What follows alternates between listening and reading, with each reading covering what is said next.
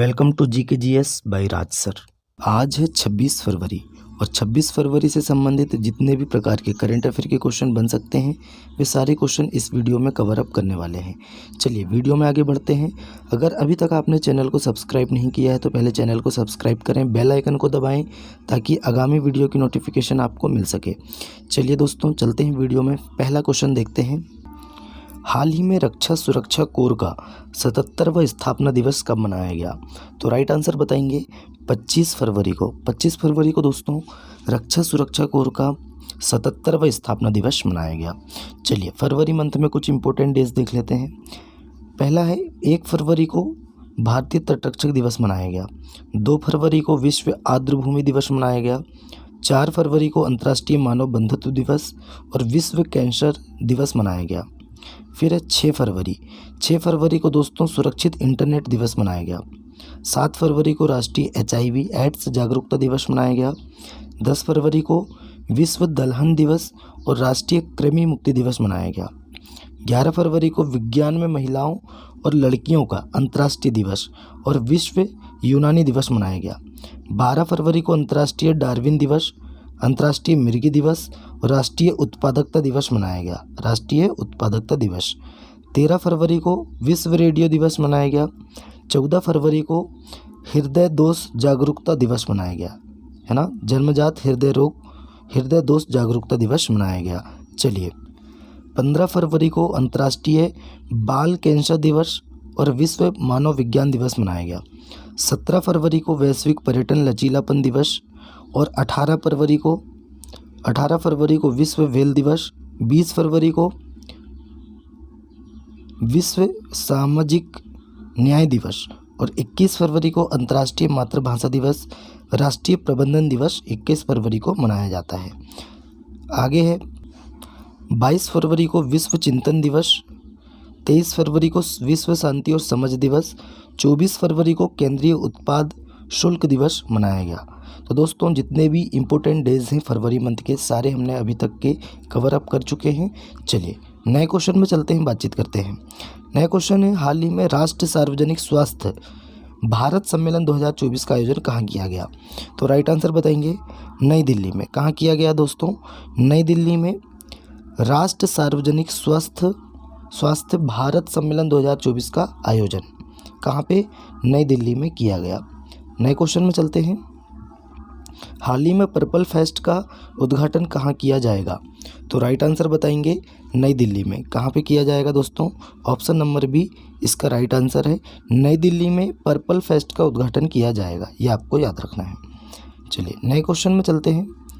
चौथा क्वेश्चन है, हाल ही में किस विश्वविद्यालय को UGC से श्रेणी 1 का दर्जा मिला है? तो राइट आंसर बताएंगे बिहार केंद्रीय विश्वविद्यालय। बिहार केंद्रीय विश्वविद्यालय को UGC मतलब यूनिवर्सिटी ग्रांट कमीशन की तरफ से श्रेणी 1 का दर्जा मिला है, ये आपको याद रखना है। चलिए नए क्वेश्चन में चलते हैं।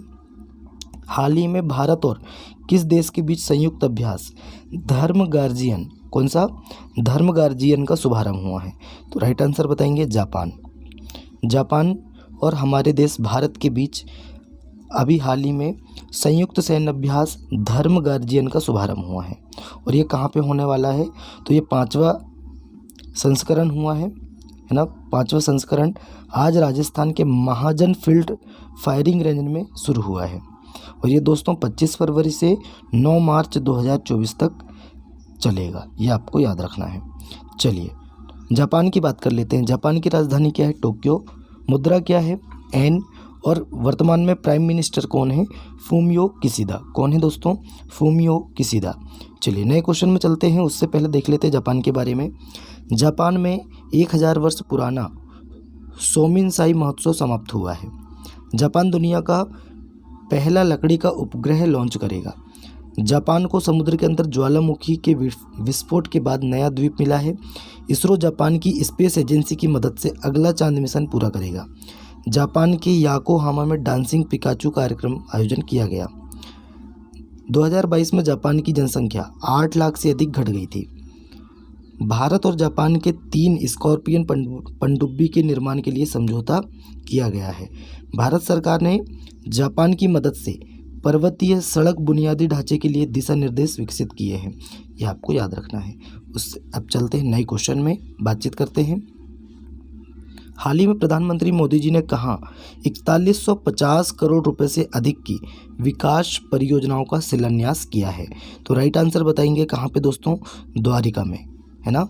द्वारिका में अभी हाल ही में प्रधानमंत्री नरेंद्र मोदी जी घूमने गए थे और वहाँ पे भगवान के दर्शन भी किए और अंदर समुद्र में अंदर जाके उन्होंने भगवान को प्रणाम किया। ये आपको याद रखना है हाल ही में। तो वहाँ पे जाके दोस्तों 4150 करोड़ रुपए से अधिक की विकास परियोजनाओं का उन्होंने शिलान्यास और लोकार्पण भी किया है। ये आपको याद रखना है। चलिए देखिए, प्रधानमंत्री श्री नरेंद्र मोदी जी ने गुजरात के द्वारिका में 4150 करोड़ रुपए से अधिक की कई विकास परियोजनाओं का शिलान्यास और लोकार्पण किया। उन्होंने राष्ट्रीय राजमार्ग 927 के दोराजी जामकंडोरना कालावाड़ खंड के चौड़ीकरण और जामनगर में क्षेत्रीय विज्ञान केंद्र और सिक्का थर्मल पावर प्लांट में फ्लू गैस डिसल्फ्राइजेशन प्रणाली की स्थापना की आधारशिला रखी है। ये आपको याद रखना है। चलिए नए क्वेश्चन में चलते हैं। हाल ही में किस देश ने 2030 तक 1.5 लाख टन हाइड्रोजन उत्पादन का लक्ष्य रखा है? तो राइट आंसर बताएंगे वियतनाम। किस देश ने दोस्तों? वियतनाम देश ने 2030 तक 1.5 लाख टन हाइड्रोजन उत्पादन का लक्ष्य रखा है। ये आपको याद रखना है। चलिए नए क्वेश्चन में चलते हैं। हाल ही में यूएई सरकार ने भारतीय टूरिस्ट के लिए वीज़ा की अवधि को बढ़ाकर कितने साल कर दिया है? तो राइट आंसर बताएंगे वीज़ा की अवधि को बढ़ाकर 5 साल कर दिया है।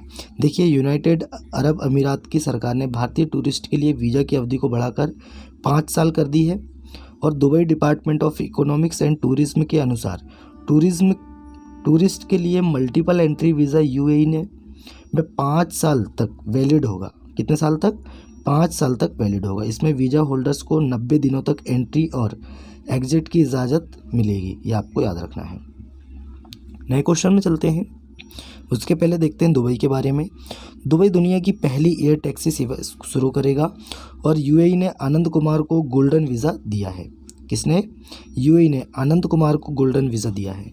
भारत सरकार यूएई में भारत पार्क बनाने की योजना बना रही है और भारत और यूएई के बीच डेजर्ट साइक्लोन 2024 सैन्य अभ्यास राजस्थान के थार मरुस्थल में आयोजित किया गया। प्रधानमंत्री मोदी जी ने आबू धाबी में बाप से हिंदू मंदिर का उद्घाटन किया है ना। दुनिया के सबसे बड़े सिंगल साइट सौर ऊर्जा संयंत्र का उद्घाटन यूएई में किया गया। सीबीएसई दोस्तों यूएई में नया प्रशासनिक कार्यालय खुलेगा। ये आपको याद रखना है। चलिए नए क्वेश्चन में चलते हैं। नए क्वेश्चन है, हाल ही में भारत और किस देश के बीच वाणिज्य दूत स्तर का 11वां द्विपक्षीय संवाद हुआ है? तो राइट आंसर बताएंगे अमेरिका। किसके साथ दोस्तों? Option number C right answer है। अमेरिका के साथ भारत ने और अमेरिका ने दोनों के बीच में वाणिज्य दूत स्तर का 11वां द्विपक्षीय संवाद हुआ है। ये आपको याद रखना है। अमेरिका के प्रेसिडेंट कौन है? तो जो बाइडेन। कौन है दोस्तों? Joe Biden. चलिए, अमेरिका ने भारत को 31 प्रीडेटर ड्रोन बेचने की मंजूरी दी है। स्टार्टअप फंडिंग वैश्विक रैंकिंग 2023 में अमेरिका शीर्ष पर रहा है। भारत और अमेरिका के बीच संयुक्त अभ्यास वज्र प्रहार उमरोई मेघालय में हुआ है। फिनटेक यूनिकॉर्न के मामले में यूएसए शीर्ष पर रहा। भारत के बाहर डॉक्टर भीमराव रामजी अम्बेडकर की सबसे बड़ी प्रतिमा का अनावरण मैरीलैंड अमेरिका में किया गया। ये आपको याद रखना है। नए क्वेश्चन में चलते हैं। हाल ही में कहाँ के एथलीटों ने दुनिया की सबसे ऊंची फ्रोजन लेक मैराथन जीती है? तो राइट आंसर बताएंगे भोपाल। भोपाल के हैं दोस्तों ये एथलीट जिन्होंने दुनिया की सबसे ऊंची फ्रोजन लेक मैराथन जीती। ये कहाँ पे आयोजित हुई? तो लद्दाख में जो पेंगोंग लेक है वहाँ पे आयोजित हुई थी। ये आपको याद रखना है। चलिए नए क्वेश्चन है, हाल ही में कुमार साहनी का निधन हुआ, वे कौन थे? तो राइट आंसर बताएंगे दोस्तों, वे एक प्रसिद्ध डायरेक्टर थे और दोस्तों डायरेक्टर थे, इनका हाल ही में निधन हो गया है। कुमार साहनी जी का निधन हो गया है। देखिए, माया दर्पण और तरंग जैसी नेशनल अवार्ड विनिंग फिल्में बनाने वाले और 3 नेशनल अवार्ड जीतने वाले डायरेक्टर कुमार साहनी का हाल ही में निधन हो गया है। डायरेक्टर कुमार साहनी ने माया दर्पण 1972 में, तरंग 1984 में, घायल गाथा 1989 में, कस्बा 1990 में जैसी क्लासिक फिल्में बनाई थी, ये आपको याद रखना है, कुमार साहनी जी ने। चलिए नए क्वेश्चन में चलते हैं। नए क्वेश्चन है, हाल ही में एशियन ट्रैक साइकिलिंग चैंपियनशिप 2024 कहाँ शुरू हुई है? तो राइट आंसर बताएंगे नई दिल्ली में। कहाँ पे दोस्तों? नई दिल्ली में शुरू हुई है एशियन ट्रैक साइकिलिंग चैंपियनशिप 2024। चलिए नए क्वेश्चन में चलते हैं। नए क्वेश्चन है, हाल ही में कोलंबिया की सरकार ने किस महासागर में 316 साल पहले डूबे जहाज का मलबा निकालने की घोषणा की है? तो राइट आंसर बताएंगे अटलांटिक महासागर में। कहाँ पे दोस्तों? अटलांटिक महासागर में कोलंबिया की सरकार ने, है ना, अटलांटिक महासागर में कोलंबिया की सरकार ने 316 साल पहले जो जहाज डूब गया था उसका मलबा निकालने की घोषणा की है। चलिए नए क्वेश्चन में चलते हैं। हाल ही में केंद्र सरकार ने सरोगेसी रूल्स 2022 के लिए नियम में बदलाव किया है। तो किस नियम में बदलाव किया है ये आपको बताना है। तो राइट आंसर बताएंगे ऑप्शन नंबर ए, नियम 7 में बदलाव किया है ना। केंद्र सरकार ने सरोगेसी रूल्स 2022 के लिए नियम 7 में बदलाव किया है। देखिए केंद्र सरकार ने हाल ही में सरोगेसी रूल्स 2022 के नियम 7 में बदलाव किया, जिसके तहत सरोगेसी के जरिए बच्चा चाहने वाला कोई भी विवाहित महिला या पुरुष डोनर एग या स्पर्म के जरिए पेरेंट्स बन सकता है, लेकिन दोनों में से गैमेट मतलब शुक्राणु या अंडाणु दंपति का ही होना चाहिए, किसी एक का होना चाहिए, है ना, लेकिन दंपतियों में से किसी एक का होना अनिवार्य है। चलिए नए क्वेश्चन है और लास्ट क्वेश्चन है हमारा, हाल ही में प्रधानमंत्री मोदी जी ने कहाँ संत रविदास की प्रतिमा का अनावरण किया है? तो देखिए दोस्तों, प्रधानमंत्री मोदी जी ने कहाँ पे? वाराणसी में, और ये वाराणसी से सांसद भी हैं, ये आपको याद रखना है। मोदी जी कहाँ से सांसद हैं? तो वाराणसी से, है ना, सांसद हैं, ये आपको याद रखना है।